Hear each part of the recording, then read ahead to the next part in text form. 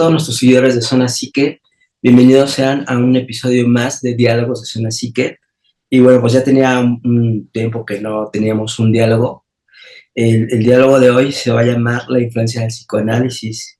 Y tenemos como invitado especial al maestro Gabriel Alejandro Pérez Ruiz. Hola, ¿cómo estás, Gabriel? Carlos, muy bien, muchas gracias. ¿Tú qué tal?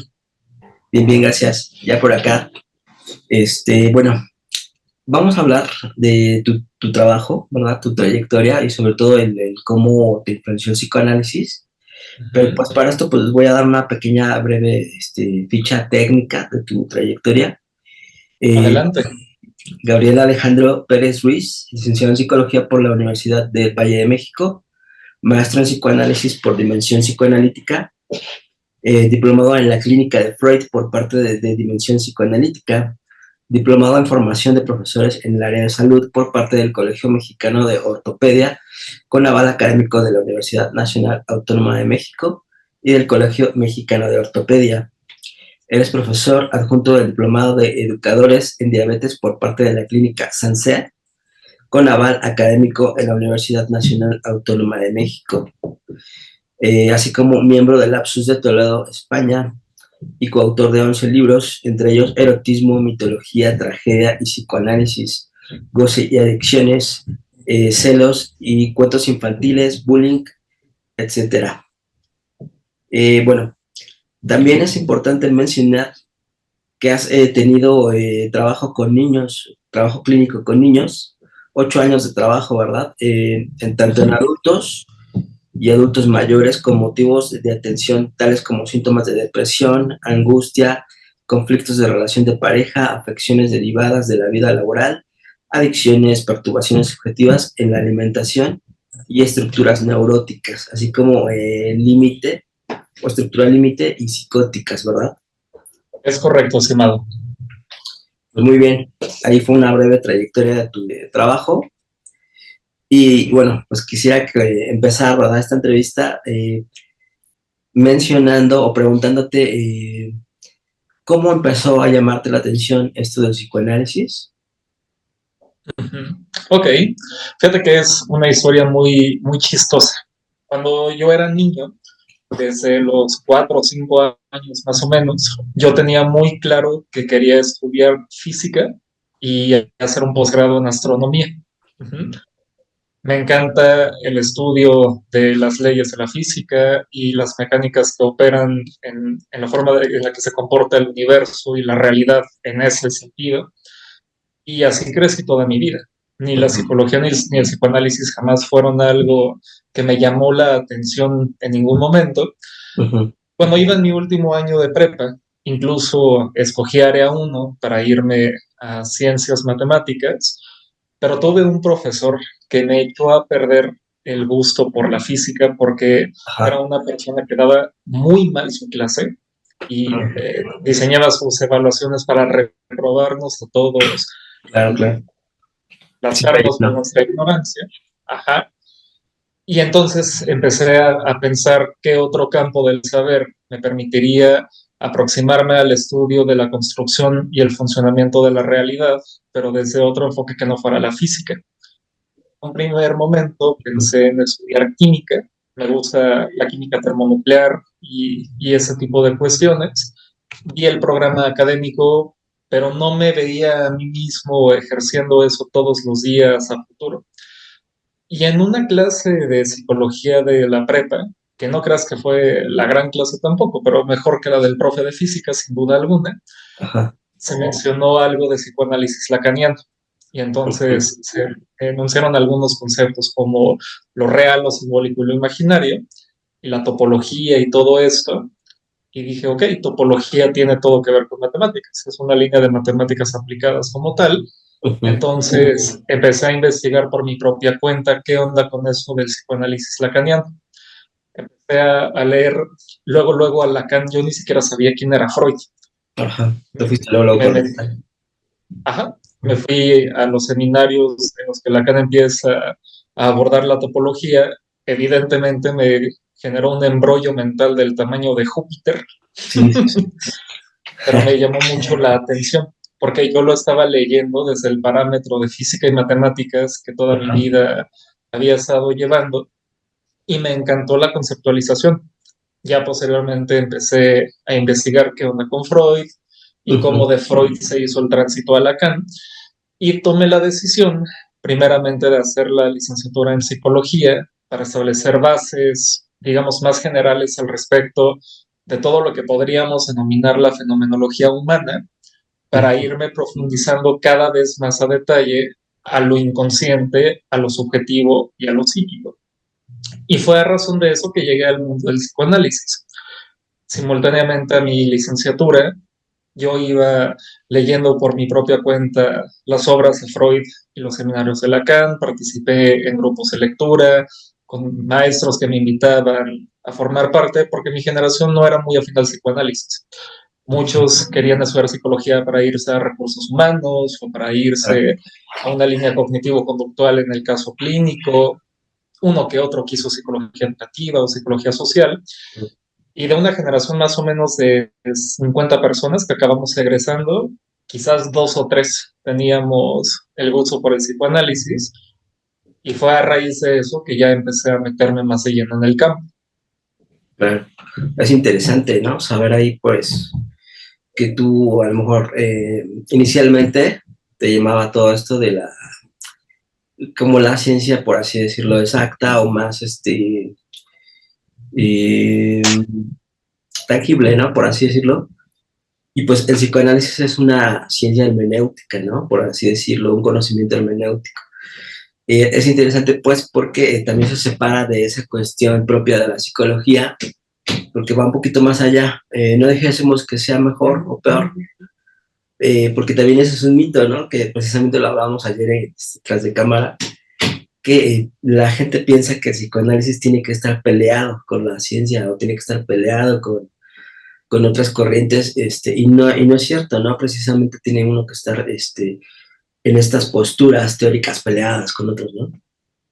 Justamente algo que siempre he pensado y sostenido es que los campos del saber, más que ser fragmentos separados de un conjunto que ensambla otra cosa, son expresiones de un gran conjunto que se articula desde formas y lógicas distintas, pero que al fin y al cabo apunta a dar cuenta de más o menos lo mismo, que justamente son las preguntas elementales de todo ser humano, que es quién soy, qué es esto que existe aquí, qué es el mundo, qué es lo real, hacia dónde voy, qué es lo que me depara aquí, qué voy a hacer al respecto. Y de alguna manera, tanto las ciencias como la filosofía y sus derivaciones, la ontología, el psicoanálisis, la psicología y cualquier otro campo en el que querramos pensar, son intentos de dar cuenta de una respuesta ante esas preguntas. Claro, porque los fenómenos psíquicos, por así decirlo, pues ocurren en el sujeto, ¿no? Y ya todas las cuestiones teóricas van a abordar dicho trastorno o dicho fenómeno que ocurre en el sujeto, ¿no? No podemos estar peleados con por ejemplo, con las neurociencias, ¿no? Porque pues ellos tienen su campo de saber. Igual, pues, el psicoanálisis también aportó a las neurociencias, ¿no? O sea, son conocimientos que en algún momento pues tienen sus limitaciones y también sus épocas, ¿no? Cabe decir. Actualmente, por ejemplo, se está desarrollando o ya se desarrolló lo que es el neuropsicoanálisis, ¿no? Donde se juntan las neurociencias precisamente con el psicoanálisis y pues muchos dirán así que, no manches, estás loquísimo, ¿no? Quita quita este video. Entonces, pero tiene que ver fundamentalmente con escritos primeros de Freud, donde todavía no establecía el psicoanálisis como tal, ¿no? Porque recordemos que Freud, inicialmente, él quería hacer una ciencia, ¿no? Efectivamente, y hubieron por ahí un par de sus discípulos que quisieron darle una corroboración fenomenológica, o no me acuerdo si era Otto Rank o quién de ellos quiso inventar como un cañón detector de la libido, como si fuera una energía propia del espectro electromagnético en la atmósfera y en el ambiente, y que sabemos que no va por ahí. Sabemos que gran parte del psicoanálisis está planteado desde el campo de la metáfora, desde el campo de lo simbólico, de lo abstracto. Así es. Sin embargo, incide en lo que nosotros le denominamos lo real y que en el mundo de las ciencias se le llama el campo de lo fenomenológico. Ya sabemos precisamente que un síntoma, una afectación o una disfunción en lo orgánico, que eso sí es tangible, eso se aborda muy bien desde lo médico, puede ser la consecuencia o la producción de una serie de operaciones subjetivas que en consecuencia han provocado desbalances neuroquímicos, desbalances endocrinos, inmunológicos incluso, que precisamente de manera conjunta minan en una enfermedad. Claro. Esa parte es muy interesante porque me hiciste recordar, bueno, lo que el mismo Lacan decía, ¿no? Que el síntoma es una metáfora, porque tiene que ver con esta cuestión simbólica del sujeto, ¿no? Y, pero bueno, adentrándonos un poquito más a lo que estás haciendo actualmente, nos podrías decir, estás laborando ahorita en una clínica, ¿no? Que es Es correcto. Es correcto. ¿Nos puedes hablar sobre esta clínica y sobre tu labor ahí? Por supuesto, con todo gusto. Actualmente yo colaboro en Clínica Sanse. Es una clínica interprofesional en la cual contamos con 14 especialidades diferentes. Nos encontramos en la Colonia del Valle, en la Ciudad de México, y es un modelo interesante el que se plantea aquí, porque nos hemos dedicado a estudiar metodologías de intervención e investigación clínica y educativa que se llevan a cabo en los países del primer mundo.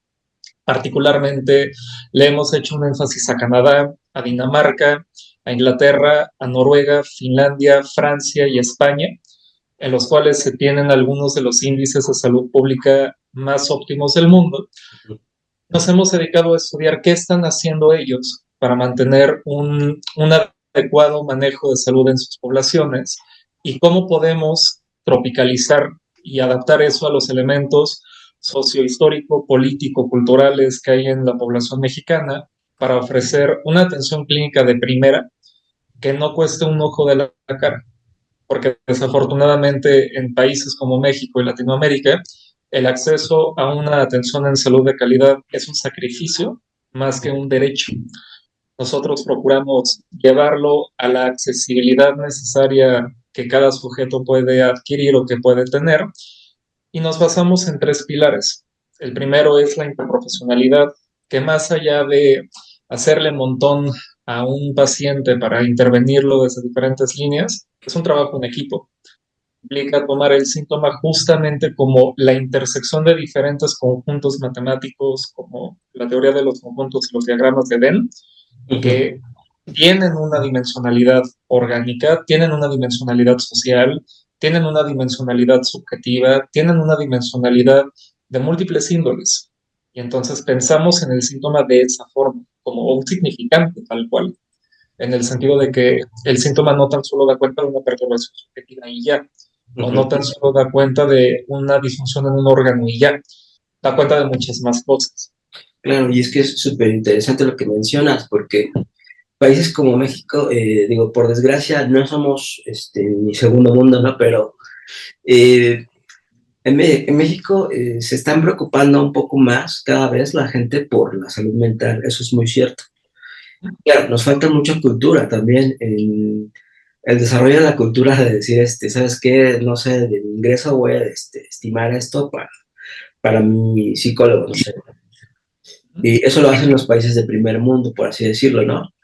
Y es interesante también lo que comentas porque mucha gente en México no se atiende por esas cuestiones y muchos que tienen incluso depresión, que es el trastorno más, dijésemos, grave en México, de los que no se atienden, lo padecen solos, ¿no?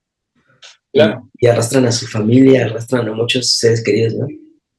Totalmente, o incluso la familia y los seres queridos van provocando pautas para que una depresión se acabe gestando y no necesariamente porque sea la intención consciente o inconsciente de la familia y de los amigos.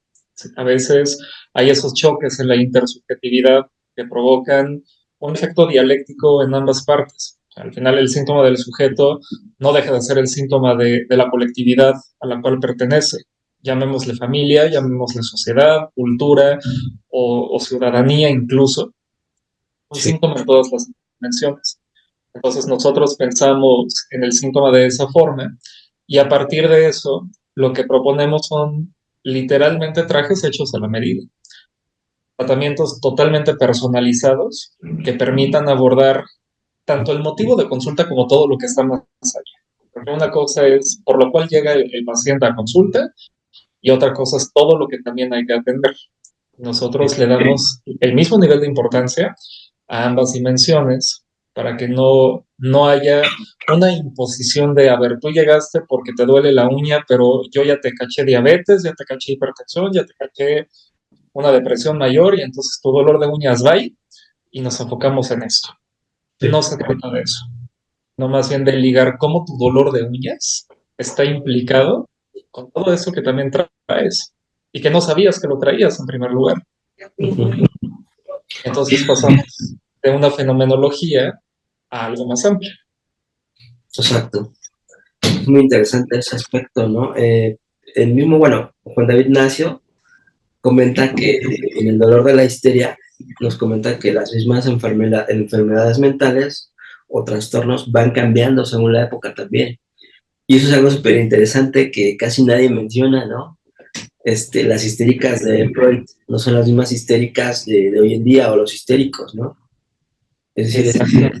hay como trastornos mentales que son más de cierta época, por así decirlo. No es que sean de moda, porque pues eso no, sino más bien tienen que ver con la época, con lo que se vive como sociedad, ¿no? Totalmente, totalmente. Al final, justo el síntoma puede servir como una especie de marca, una especie de inscripción que da cuenta de todo lo que a nivel histórico y concerniente a cada coordenada geográfica está sucediendo para entender por qué son estos síntomas y no otros.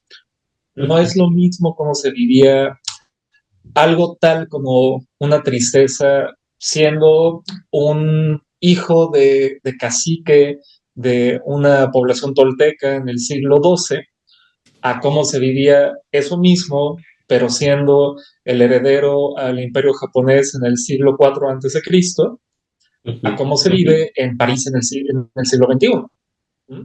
Exacto. Son situaciones muy distintas y muy Sí, semejantes al mismo tiempo. exactamente. Y cada país incluso pues tiene también su tendencia hacia ciertos trastornos, ¿no? Se dice que hoy en día el trastorno límite de la personalidad y la depresión pues son los que más afectan, ¿no? Al común del mundial, ¿no? A nivel mundial. Y también cabe decir que es importante decir que las próximas pandemias ya no van a ser físicas, ¿no? Sino que ya son, o van a ser de orden psíquico, psicológico. Y que ya lo son en realidad. O sea, precisamente Ya lo empezamos a ver, claro. cuando explotó la pandemia, Uh-huh. al menos en México en el 2020, nosotros nos pusimos a estudiar qué estaba pasando con este virus desde diciembre del 2019 y en la clínica ya teníamos las metodologías necesarias para evitar contagios y para clínicamente saber qué hacer para atender el padecimiento. Uh-huh. Pero algo que pasó y que fue muy peculiar en el campo de nosotros de psicología y psicoanálisis es que justo la gente le echó toda la culpa del mundo a la pandemia y al encierro. El significante encierro se volvió una cosa brutalmente común. Todo el mundo decía es que estoy encerrado en mi casa, es que me tengo que encerrar, es que estoy Yes. encerrado. Y en muchas intervenciones yo les preguntaba a esos sujetos, ¿quién te dijo que te tenías que encerrar? Uh-huh. Pues el gobierno. Les dije, a ver, ¿cuál fue la indicación textual? Pues la indicación textual fue quédate en casa. Uh-huh. Les preguntaba, ¿qué acaso Y quedarte en tu casa hubo sinónimo de cosas encierro? interesantes, ¿no? Que incluso, bueno, como miembros de LATE, que somos tanto tú y yo, lo abordamos en este libro de Resistir, ¿no? Es un libro que recomendamos mucho porque ahí se habla de esta perspectiva del COVID, cómo afectó lo psicológico, la, la distancia, ¿no? Ujú. No tanto física, sino la distancia también psicológica que ya empezaba a ver en las personas, porque, por ejemplo, en Ciudad de México aumentaron los divorcios, ¿no? Algo interesante. Te decían no salgas al parque, cuando podían salir, la gente no salía nunca casi, ¿no? Efectivamente. Y era bien curioso, porque de alguna manera hay una queja continua y hasta crónica de cómo las subjetividades postmodernas están devoradas por el capitalismo, están devoradas por el dictamen de productividad, por la meritocracia, por la economización de absolutamente todo y el utilitarismo. Sin embargo, eso sostenía una realidad familiar, una realidad social, una realidad subjetiva de la cual muchos sujetos estaban huyendo. Preferían matarse en sus trabajos en jornadas de hasta 12 o 14 horas al día, con tal de no regresar a la casa y no tener que lidiar con todo lo que les implicaba estar ahí. Sí, La pandemia vino a ponernos frente a frente en directo encuentro con nuestros conflictos, con nuestros fantasmas, con nuestras perturbaciones. Y nos dijo, pues, ¿qué crees, mi rey? Hazte cargo. sí, sí, sí. Sí, fue como una dosis de realidad, ¿no? Es Sí, fue algo exactamente. que impactó pues a todos niveles, ¿no? A todos los niveles y sobre todo pues que aprendimos de la pandemia, pues a que en realidad el otro es importante. Si Sí. yo me cuido, también estoy cuidando al otro. De alguna forma. Efectivamente. Eso no lo habíamos notado en enfermedades previas, ¿no? Claro, claro, y que de alguna manera es una noción que en psicoanálisis siempre hemos tenido muy clara. El propio Freud lo postulaba, no hay algo tal como una psicología individual. Él Exacto. decía, toda psicología individual es una psicología social, en Social. tanto que el sujeto no está por aparte de sus grupos sociales, forma parte de ellos y Ujú. hay una relación de intercambios del sujeto a los entornos y del entorno a los sujetos. Por lo tanto, cuando hablamos de un sujeto que cuida de sí mismo, que se atiende, que se procura, que se construye una vida que le sea lo suficientemente buena como para compartirla Así es. amenamente con los otros, se está cuidando de los otros también. Ujú. Y eso es la clave del por qué, por ejemplo, países como Estados Unidos tienen asesinos en serie tan prolíficos, ¿no?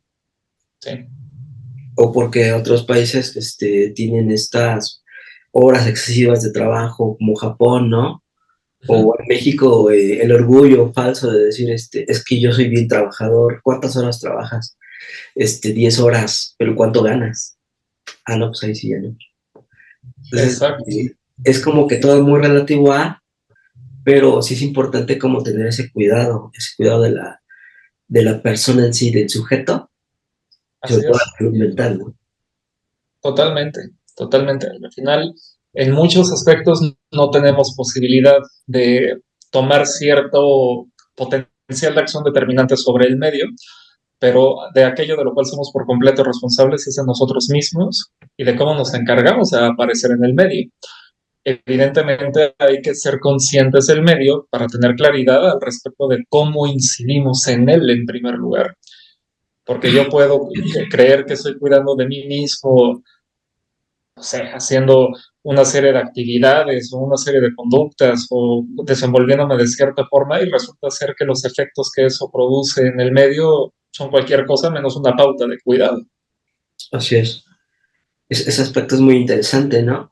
Incluso, bueno, aquí mismo en el podcast, suena así que estamos hablando, por Uh-huh. ejemplo, de la mente criminal, ¿no? Hablamos en Uh-huh. su momento de Charles Manson y ahorita estamos hablando, bueno, Ted Bundy, vamos a hablar próximamente. Ok. Mucha gente dice así como que, ¿por qué hablan de esas cosas, no? Bueno, es que a veces la realidad supera la ficción, como quien dice, ¿no? Uh-huh.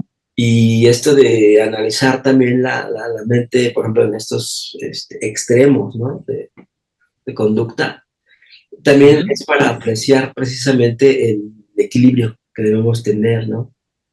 Y sobre todo, si les puede ayudar a la sociedad también, por ejemplo, cómo prevenir ciertos aspectos, ¿no? Claro, claro, y que ahí se juega mucho tanto una situación cultural como una situación educativa en materia de que nadie le enseña a nadie cómo ser madre o cómo ser padre. Y ahí medio van bosquejando de acuerdo al marco de referencia del cual provienen y a lo que su creatividad les alcanza a diseñar, cómo hacer una estructura más o menos buena, lo que Winnicott le llamaba la madre lo suficientemente buena, justamente. ¿Mm? Ajá. Pero lograrlo es un arte, porque cuando se proviene de una vida devastada, en la cual madre y padre, tanto progenitores, más no en tanto funciones, hicieron de uno cualquier cosa menos un hijo, Ujú. muy al estilo del libro de Cristina Jarque de La Madre Estrado, Exacto, pues lo peor que te puede pasar en la existencia es que venga una criatura al mundo de la cual tú tengas que hacer cargo. exacto. Que ese es un libro que recomendamos también mucho, ¿no? La Madre Estrago, de Cristina Jarque, que creo que ya está en Francia también, España. Aquí en México no sé si hubo algunas publicaciones, pero es interesante.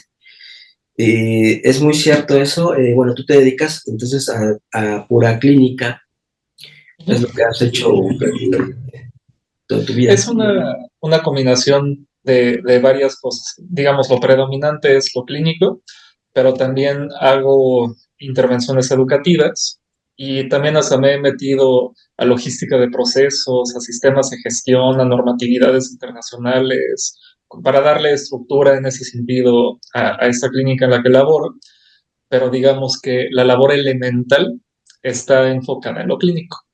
Ok, es interesante. Bueno, no sé si te gustaría hablar de a lo mejor tu caso más difícil que has tenido. Claro, y queda muy bien con el hilo que estamos llevando porque fue durante la pandemia, Ajá, justamente cuando comencé con este caso. Fíjate que cuando la pandemia empezó a desolar en México, evidentemente nuestra cartera de pacientes en general de todas las sí, especialidades se vino abajo, porque la gente, deja tú que estaba apanicada y encerrada entre comillas, en sus sí, casas o en su angustia, que ahí sí se encerraron. Mucha gente se quedó sin chamba, sí. muchos tenían a alguien en el hospital muriéndose y teniendo que pagar un dineral para atenderlo. Y me Ujú. di a la tarea de empezar a buscar en redes sociales grupos de personas que estuvieran buscando atención clínica para poder levantar la cartera. Di con un grupo que es una comunidad en toda Latinoamérica, tiene más de 80,000 miembros, pero resultan ser personas que tienen situaciones económicas muy difíciles y no cuentan con el recurso económico necesario para pagarse un tratamiento.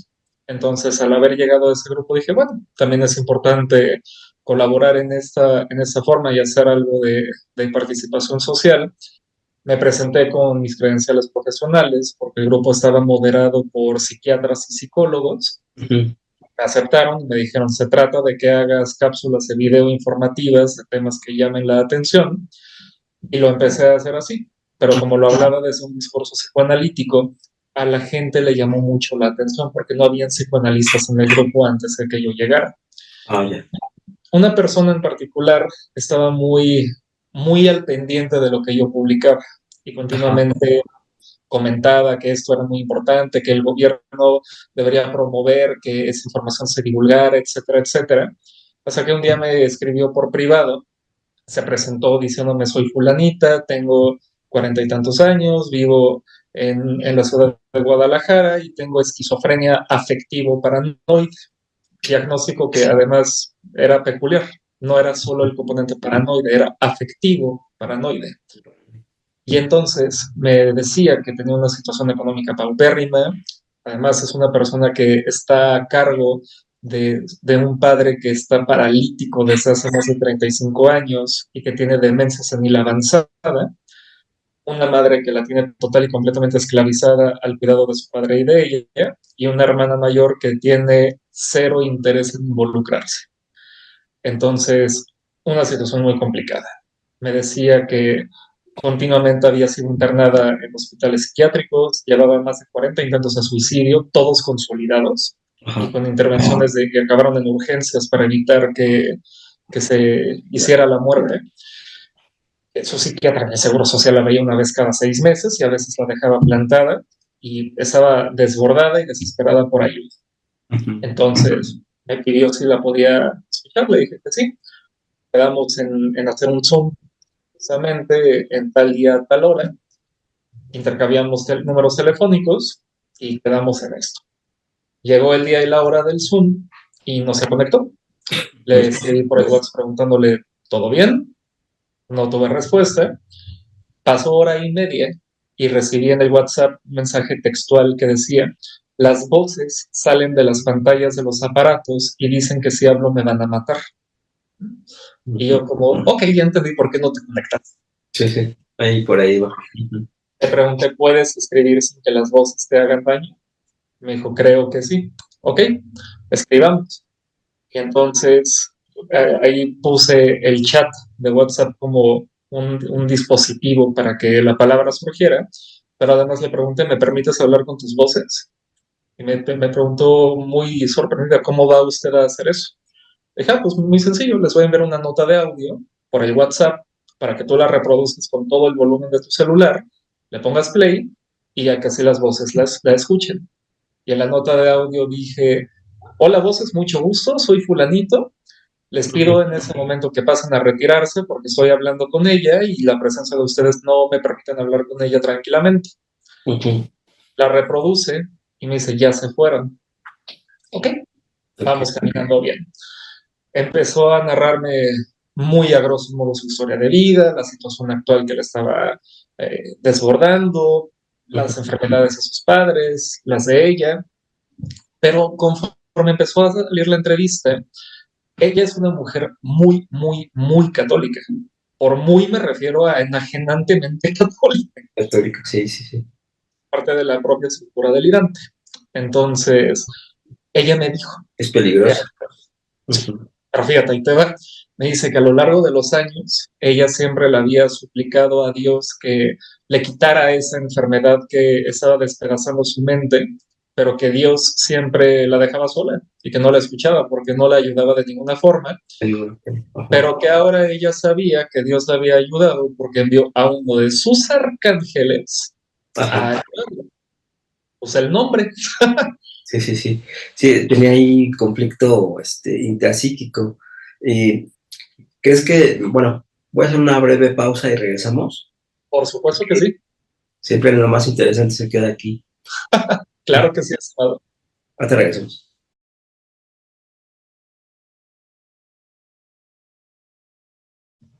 Pues ya regresamos de este breve corte. Se quedó en algo muy interesante ahí porque nos mencionabas algo de las voces, ¿no? De este caso que tuviste. Y se acallaron las voces y pudiste con ella expresar ahí algo, ¿no? Justamente, te digo que ella empezó a decir que siempre le había pedido a Dios que le quitara su enfermedad, así es como ella le llamaba. Bueno, no su, porque no la vivía como propia, decía que le quitara esta enfermedad, Ajá. pero Dios nunca le había respondido hasta que envió a uno de sus arcángeles para verla y cuidarla. Y ahí fue cuando caí en cuenta que en ese momento ella no me estaba tomando como un ser humano, me estaba tomando como literalmente el arcángel Gabriel del mito bíblico. Y ahí pensé, pues bueno, tengo solo dos sopas. La opción número uno es me presto a ser el arcángel para sostener la transferencia desde ahí, o desde ahorita le digo que no soy el ser mítico, que soy un ser humano y a ver qué pasa. Y dije, pues vamos a ver qué onda con el arcángel. Y coincidió todo, ¿no? Tanto tu nombre y hasta te parezco. Pues no sé si me parezco, pero al menos. Pero ahí, digo, algo lo relacionó. Exacto. O sea, de inicio fue el nombre y que pude alejar a las voces con la nota de audio que le envié. Claro. Entonces le dije, fíjate que sí, efectivamente Dios te escuchó, como apostándole a seguirle. A seguirle, pero también como pensando que para ese gran otro en mayúsculas no eres nadie. O sea, si eres alguien, si eres escuchada y en consecuencia de eso yo estoy aquí. Exacto. Y también pensando que el arcángel no es Dios, sino que representa el poder y la ley de Dios, y dije, ok, eso me permite jugar con una posición de ley, me permite articular algo del orden de lo simbólico, aquí me quedo. Luego Entonces era el así dilema seguiste la trama. así seguí la trama. O sea, y luego ya era el dilema de cómo demonios me voy a descolocar de aquí. Sí, Porque también estaba pensando eso. no puedo ser arcángel toda la vida. Y pasó. A los 4 o 5 meses, porque para esto establecimos que íbamos a llevar a cabo la intervención por medio del chat. Le dije, cuando tú te sientes lista a hablar, o sea, para enunciar tu voz propiamente, podemos hacer llamadas telefónicas, pero si estás de acuerdo, podemos iniciar por aquí, que hagamos la intervención totalmente por escrito. Puedes enviar notas de audio, puedes enviar imágenes, puedes enviar videos, puedes enviar links de cosas que encuentres en internet y que sean importantes para ti, y eso le pareció una muy buena idea, porque además me decía que como una consecuencia de su esquizofrenia es que no se acordaba de las cosas, no hay registro en lo simbólico. Dije, la ventaja de trabajar por este medio es que en el chat se conserva todo. Entonces, cuando se te olvide quién eres, cuando se te olvide que eres una persona que vale la pena para estar viva, cuando se te olvide lo que sea, puedes recurrir a este chat y ahí vas a ver todo lo que tú y yo conversamos. Y me preguntaba, ¿pero qué pasa si borro la conversación? Dije, no te preocupes, yo no la voy a borrar. Y entonces habrá un registro de todo lo que tú necesites. Empezó a caminar muy bien la cosa. Hubieron un par de momentos que pusieron a prueba la transferencia. El primero es que un día llegó su mamá, con quien yo había intentado establecer contacto telefónico desde el primer día, porque le pedí a la paciente que me diera el número telefónico de su madre para comunicarme con ella. Le escribí, le llamé por teléfono, le envié señales de humo, una paloma mensajera, jamás se dignó a contestarme. ¿Sí? Y entonces un día esta señora llegó y le dijo, tú no sabes quién es este güey, seguramente te está viendo la cara, seguramente quiere quitarte tu dinero, aclarando que en ningún momento yo le he cobrado un solo peso, y puse como la pauta de pago, de intercambio del análisis, su constancia, su asistencia, su continuidad, su compromiso ante el análisis, y que en el momento en el que le pasara por la mente la idea de hacerse daño, antes de ejecutarlo, me escribiera o me llamara.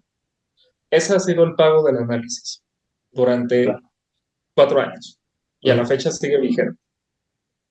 Pero justo esta mujer, la mamá, le metió este otro discurso más paranoico de seguramente te está viendo la cara, te quieren quitar dinero, y como la gente siempre te trata cual pendeja, la palabra literal que mi paciente utilizó. Bueno, eso provocó que ahora el persecutor fuera yo. Y en la transferencia, yo era lo mismo que Schreber estaba viviendo con los psiquiatras que lo atendían en el manicomio.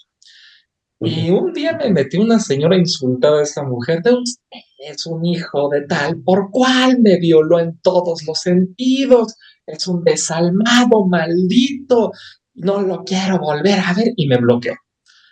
Y dije, ok, le escribí un mensaje de texto de los SMS y le dije, mi intención única y exclusivamente es escucharte y acompañarte hasta donde tú lo dispongas y hasta donde tú lo permitas. Claro. Y le dije algo que la mamá nunca le iba a permitir, que es la posibilidad de decidir. Le dije, tú puedes atenderte conmigo si así lo quieres, o puedes elegir hacerle caso a ciertas voces que no te benefician. Ya también ahí poniéndole como el puente entre las voces del alucinatorio y la voz de la madre. Tú eliges. Tu vida son tus decisiones. Claro. Y decidió seguirse escribiendo conmigo. Fue una crisis psicótica que le duró una semana entera. Wow. Fue mucho trabajo poderla desbaratar, pero se logró. Más o menos 4 o 5 meses después, el papá se puso muy mal físicamente y un día me habló por teléfono, rota en llanto, suplicándome que salvara a su papá. porque ella se refiere a mí como doctor Gabriel. A pesar de esto del arcángel, siempre me ha llamado doctor. Y entonces en esa llamada me decía, doctor Gabriel, por favor, salve a mi papá, opérelo, usted es doctor y usted es un ángel, usted lo puede salvar. Y ahí sí no me quedó de otra más que descolocarme de ahí. Le dije, es que sabes qué, yo no soy un doctor médico cirujano que puede llevar a tu papá a un quirófano, abrirle el organismo y ver qué tiene. Yo soy doctor de mentes. Y lo que yo puedo hacer es escucharte y acompañarte a ti en tu dolor y en tu angustia de lo que esto te representa. Y como doctor, soy tan humano como tú. No tengo el poder mágico de salvar a tu papá en ese sentido. Y ni de la bilocación, ¿no? Sí, ahí se acabó el arcángel y lo asumió, lo entendió, el papá sobrevivió, el papá sigue vivo, a pesar de haber tenido 400,000 crisis biológicas muy graves, sigue vivo y es muy importante porque el papá sí es una figura que le da sostén afectivo a esta mujer. Siguió avanzando el análisis, hubieron más o menos 6 incidentes suicidas muy severos que me habló ya después de haberlo ejecutado. Uno fue con pastillas, se clavó 20 clonazepams y medio litro de tequila. Wow. Otro fue un corte en el abdomen que de milagro no se reventó el estómago, pero ya llevaba más de 1 litro de sangre fuera del cuerpo. Sí, sí. Y en estas 6 ocasiones le dije, tienes exactamente 60 segundos para contactar a los paramédicos de tu clínica del Seguro Social para que vengan por ti, porque, pues, ¿qué crees? El doctor Gabriel no trabaja con gente muerta. El doctor Gabriel trabaja con gente viva. ¿Eh? Y mueres como el doctor Gabriel. Y eso como que la movió lo suficiente para empezarse a comunicar y le pedía que me comunicara con los paramédicos. En todas las ocasiones hablé con los paramédicos y con los urgenciólogos tratantes. Y también había una vecina con quien hizo una buena amistad y yo me apoyaba mucho de la vecina para que pudiera asistirla en este tipo de incidentes. Ajá. Así fueron 6 en 4 años, que es algo que no estuvo tan grave, pero fueron incidentes muy fuertes. Y afortunadamente salió bien librada en todos ellos. A consecuencia de eso, la mamá se dispuso a hablar con mi hijo. Y entonces tuve contacto telefónico con la mamá. Ahí ya fue una ella y todo. ¿Andé? Ya estaba calmada. Ya estaba calmada. Y con la mamá fue más una onda educativa. O sea, como decirle, mire, señora, le voy a platicar un poquito en qué consiste la condición de su hija, pero no desde un punto de vista psiquiátrico, sino desde un punto de vista más subjetivo. Se trata de esto, si usted la aborda de esta forma, la va a brotar por tal y tal y tal. Hay que tener cuidado con esto, hay que procurar el otro, hay que evitar tales cosas. Y afortunadamente la mamá empezó a darle valor a mi palabra para actuar de una forma diferente. Claro. También tuve la oportunidad de hacer 3 viajes a Guadalajara para conocerla en persona. Me entrevisté con los papás también, fui a su casa, estuvimos una vez en su casa, las otras veces la llevé a comer fuera de su domicilio para que tuviera, pues, una experiencia un poquito diferente. Ella también me dijo, doctor Gabriel, es que le quiero enseñar todo Guadalajara. Y dije, está bien, tú vas a ser mi guía de turistas. Sí. Ella conoció Guadalajara, pero pues yo me hice como el que no conocía nada. Entonces me llevó al centro y a la basílica y al Hospicio Cabañas y todos los lugares clásicos. Claro, Y ella fascinada de mostrar su ciudad ante una persona que no vive ahí. Y me decía, ay, ojalá usted se venga a vivir un día acá. Digo, pues veremos qué pasa. Sí. Sí. Conforme a esto, empezó a cobrar mucho más estructura. Los síntomas delirantes y alucinatorios disminuyeron de una forma increíble. Y había un tema con el dinero, porque como te comentaba hace rato, es una persona económicamente muy, muy poco favorecida. Recibía una pensión paupérrima del gobierno, como de 3,000 pesos al mes, que ahorita ya se logró que se la duplicaran. Pero ella me decía que además todo su dinero era para sus padres. La mamá le decía, dame, Sí. Y ella no se quedaba con absolutamente nada. Eso es común en muchos casos así, ¿no? totalmente. Una madre devoradora que hacía de ella un alimento y no una hija. Así Y es. entonces yo le empecé a decir, es que sí es importante que tengas dinero para ti, porque al final es tu dinero. O sea, me queda claro que tú puedes decidir destinarlo a tus padres, pero es tu dinero. Y ya empecé a meter Es el bien cuento. difícil, ¿no? En esos casos, como que aterrizarlos en ese aspecto, ¿no?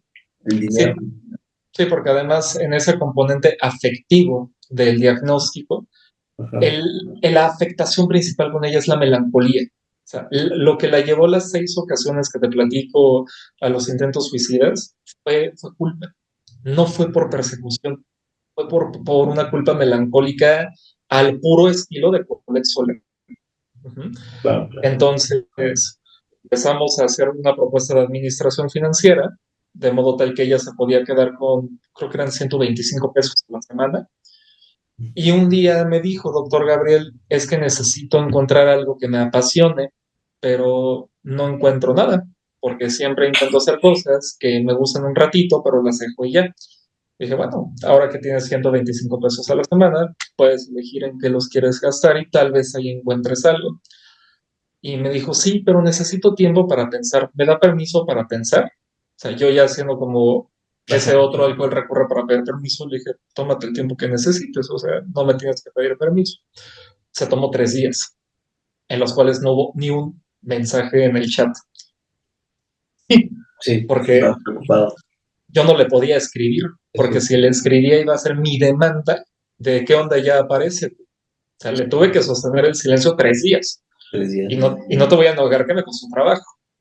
Pero al tercer día, así como Pensaba, Lázaro en la Biblia, apareció y, doctor Gabriel, le tengo una sorpresa. Y yo sí de, ¿qué clase de sorpresa? ajá. Y enseña un dibujo, un que ella coloreó, de un mandala. Resulta ser que fue un día a un mercadito, se compró un cuaderno de mandalas, de animales y una cajita de colores, que todo le costó como 30, 40 pesos. Ujú. Me dijo, me puse una mesita de princesas en mi cuarto, mucha infantilización también, pero como intentando hacer una restitución del narcisismo primario, y me puse a colorear mis mandalas. ¿Y qué creen? Las voces y las personas extrañas se fueron de mi cuarto.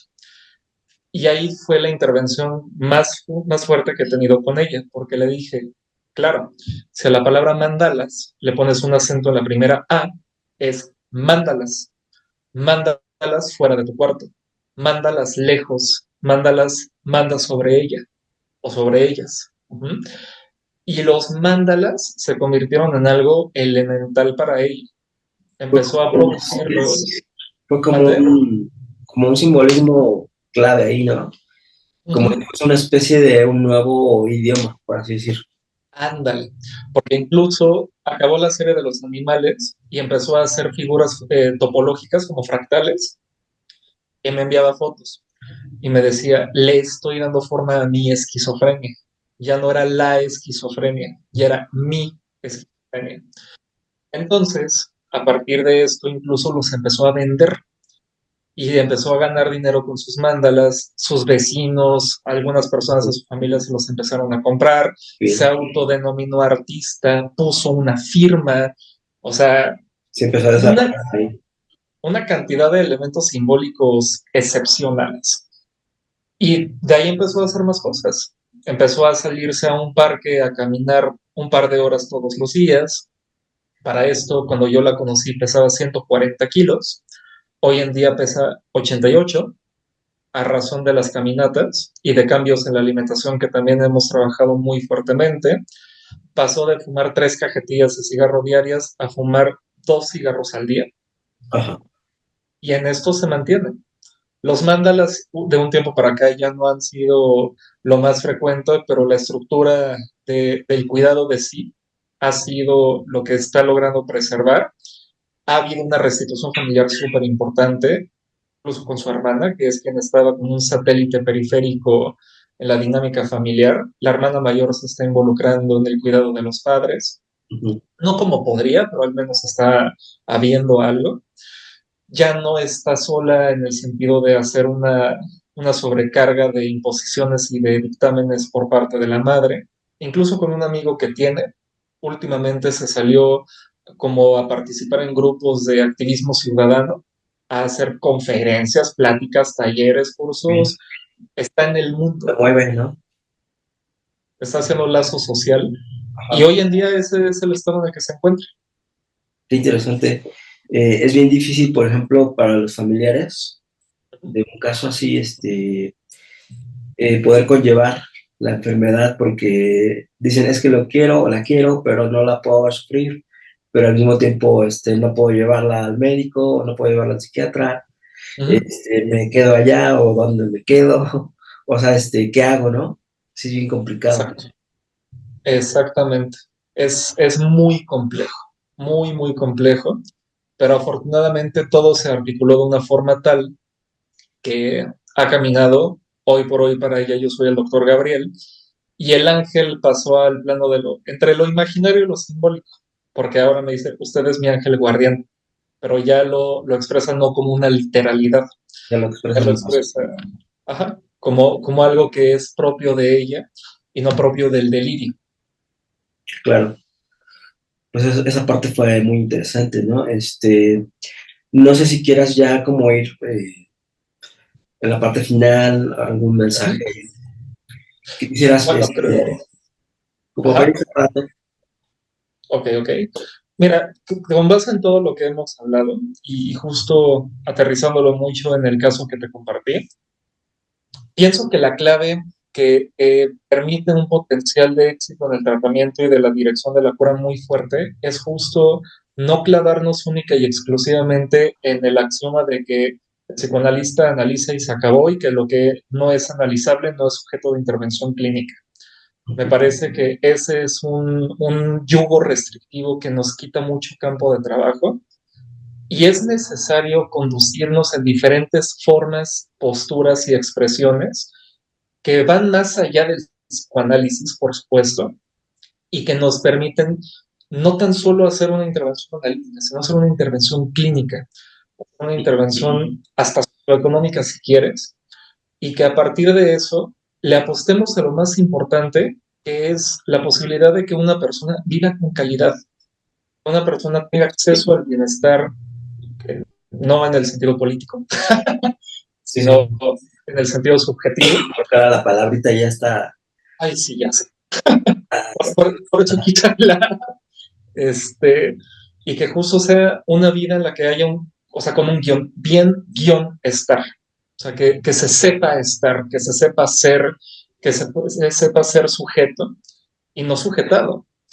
Y que en ese sentido lo que nos permite como analistas tener acceso y posibilidad de intervenir de esa forma es entrarle a campos de saber que están más allá de nosotros. sí, Entrarle a qué onda con la política, qué onda con la economía, qué onda con los trabajos, qué onda con la ley, qué onda con la nutrición, qué onda con la medicina, qué onda con la psiquiatría, qué onda con la fisioterapia, qué onda con todo.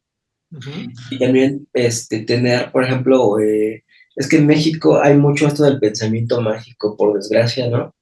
Antes de acudir al psicólogo ya van al chamán, ya van o a redimirse los pecados, o a que les O a lean el tarot, constelar.